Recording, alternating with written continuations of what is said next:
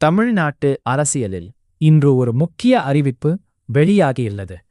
தமிழ்நாடு காங்கிரஸ் கமிட்டியில் 71 மாவட்டங்களுக்கு புதிய தலைவர்கள் நியமிக்கப்பட்டுள்ளனர். இந்த அறிவிப்பை அகில இந்திய காங்கிரஸ் கமிட்டி அதிகாரப்பூர்வமாக வெளியிட்டுள்ளது. இந்த மாற்றம் 2026 சட்டமன்ற தேர்தலை மனதில் வைத்து எடுக்கப்பட்ட ஒரு முக்கியமான அரசியல் முடிவு என கூறப்படுகிறது. மாவட்ட மட்டத்தில் கட்சியின் செயல்பாடுகளை வலுப்படுத்தவும் புதிய தலைமையை முன்னிறுத்தவும் இந்த நியமனங்கள் செய்யப்பட்டுள்ளதாக தகவல்.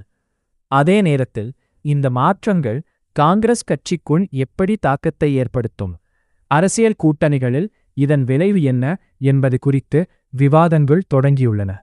வரும் நாட்களில் இந்த புதிய மாவட்ட தலைவர்கள் காங்கிரசின் அரசியல் பயணத்தை எந்த திசையில் கொண்டு செல்லப் போகிறார்கள் என்பதை பார்க்கலாம். இந்த விவகாரம் குறித்து உங்கள் கருத்து என்ன? கமெண்ட்ஸில் பகிருங்கள். இதே போன்ற முக்கிய அரசியல் செய்திகளுக்காக எங்களுடன் இணைந்திருங்கள்.